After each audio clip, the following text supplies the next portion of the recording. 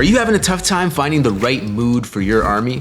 Maybe you've already picked up some basing bits, but you're not really sure how to make it vibe with your particular faction. Well, in this video, we're going to be exploring how to take a traditionally wholesome environment like a forest and flip the script to make it a little bit more chaotic and evil. We'll be taking bits from Epic Basing's Forest Basing set and transforming them into a scorched landscape with a fiery underglow. But before we get into it, make sure to subscribe to the channel and share this with a friend who needs to add a touch of chaos to their next basing scheme. All right, let's first go see how it's built and let's make it epic. All right, you know the drill. So we're gonna start by landscaping our base with some magic sculpt putty, and we're just tearing off little pieces and putting them together in an irregular fashion to create a layer of putty to stick our bits into. And then we get started by placing some of our water leaf plants, followed by some ferns. I'm gonna stick another one right next to it here. And then I'm gonna layer some ground cover tufts just underneath those. And then it's on to just applying some texture paint. And honestly, these bases can come together pretty quickly, and all you really need is like one of these clusters. But the key to making this work and to moving through these kind of bases fast is just knowing what kind of clusters of detail you're trying to create. So play around with things that have different heights and make sure to combine at least two different pieces with different heights on them. All right, let's see this process again on the 40 mil base. So again, landscaping it here with the magic sculpt and just tearing off pieces to kind of build a little bit of an incline. Now, usually on a larger base, I like to start with my biggest or tallest cluster of detail. So in this case, I'm taking a bunch of fern pieces and putting them all together into a single cluster. And then again, layering some of the water leaf plants next to it and some of the even shorter ground cover tufts underneath. Now you can definitely go in the opposite direction too if you want to start with shorter stuff and then layer the taller stuff next to it. Again, the main thing to focus on here is just creating some of those overlaps to get that layering effect. So in this case, again, our ferns are the tallest, the water leaf plants are slightly shorter, and then the ground cover tufts are the shortest. So we want to stack them accordingly to get this really full and dense foliage effect. All right, so the inspiration for this landscape came from this image of a burning bouquet of roses, which I saw quite a long time ago, but that image always kind of stuck with me, and I thought, what would happen if I just applied that concept to the whole forest? Keep all of that dark foliage and have it overlapping the hot underglow to create almost like a magma-like effect. At the end of the day, basing bits are just shapes that you get to play around with, and you can completely ignore what they're supposed to be and paint them however you want. And actually, honestly, most of the time, it's more fun that way. And remember guys, with enough fluorescent paint and enough brush licking, anything is possible.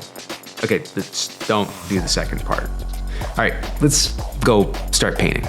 Let's kick things off with a round of airbrush primer. Obviously, we're going to be spraying this black because we're going to be working with a lot of dark foliage. So we want to make sure that we get a solid coating and that we don't have any of the epoxy or the texture paint or the resin from the bits showing through. And I did give this a mild dusting of light gray before moving to this color stage, where now I'm just applying a transparent filter of blue because, you know, we gotta cool things down before we make it hot. So there we go, a nice cool blue look. And here's the lineup of paints that I'm going to be working with. Not a lot of variety here, pretty much a contrast between orange and blue. So let's start by just adding some black and white to the palette first, and we'll kick things off by applying some titanium white first. Okay, so we're going to be loading the tip of the brush and trying to get this in between the cracks of all the foliage so that you can get it to settle underneath. Now, this is a bit tricky and you're for sure gonna get it on some of the leaves, but you can go and clean it up afterwards. Now, for stuff like the ferns, I like to try and create a gradient going up the length of them.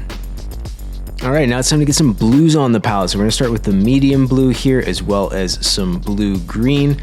We're gonna be taking these and mixing them into our black, really just trying to take that black into more of a cool direction for the foliage that we're gonna paint. So again, the base already had this established, so we're just gonna go and touch up any of the obvious spots where we got white over top of the middle of the leaves. Now, sometimes that white ink can take a bit of time to dry, and you'll notice that once it does, it's gonna leave some transparency. So I'm just going back in underneath there with some additional white. And again, you can use more white ink or just a pure white paint, and just make sure that you have a really bright layer of white underneath that foliage. It's gonna really help the color come through over top.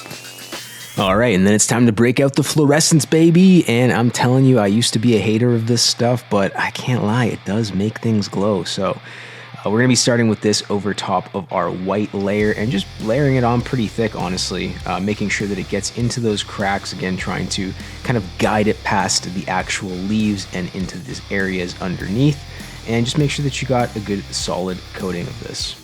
This is another one of those things where maybe you want to go back and do 2 coats of it, depending on how particular you are, but it's really up to you. Now, for stuff like the ferns, you're going to want to make sure that you, again, blend it up the length, just like we did with the white, and you're going to try and create a bit of a gradient so that that orange kind of falls off onto the black and you get more of a softer transition.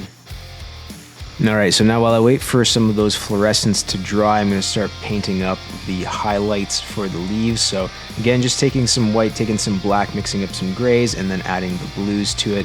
And you can see that I got 2 piles going here. So one is going to be my first layer of highlights, and then I have a second one for a sharper layer of highlights.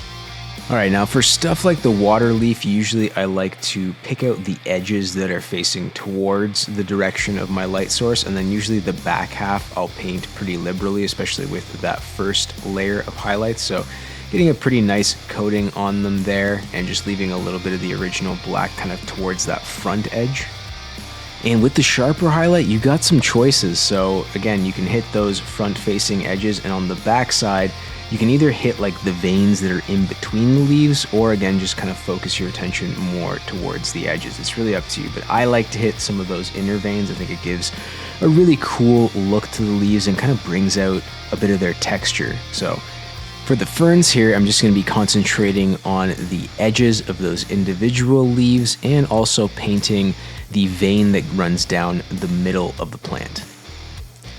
And we can't forget about the ground, so I'm going to be using some of that same highlight color in just sort of an overbrushing technique to bring out some of the texture that was in that texture paint.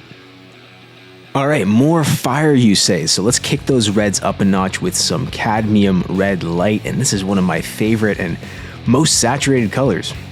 And we're going to be using this to create a smoother transition between that fluorescent orange and the black. So the main thing here is this is going to keep our saturation high while taking the brightness down a tiny bit.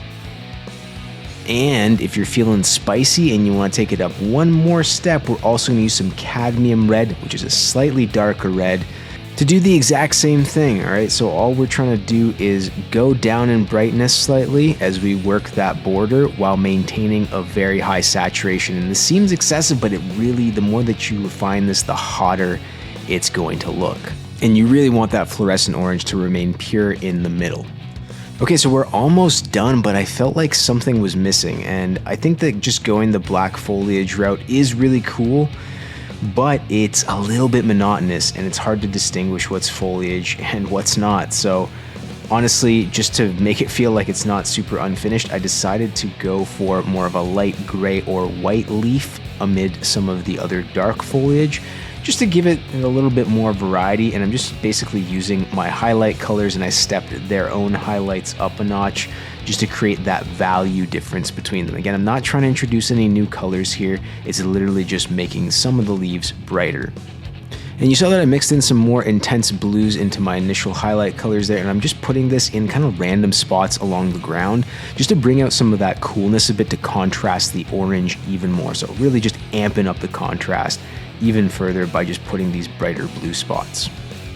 And for the final touch, we did a great job creating that gradient on the fiery areas, but it may end up looking too smooth. So if you want more of that kind of cindery effect, then what you can do is take some of your black and just load up the tip of your brush and start speckling throughout that gradient area.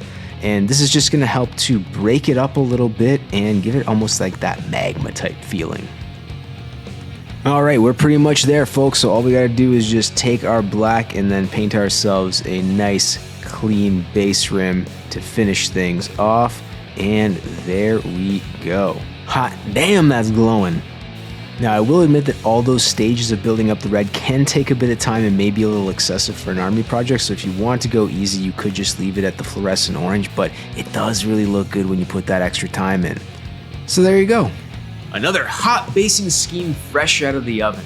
I hope that this video's inspired you to see how you can totally shift the mood of environment by just treating the basing bits like shapes that you get to play around with and painting them in a completely different concept.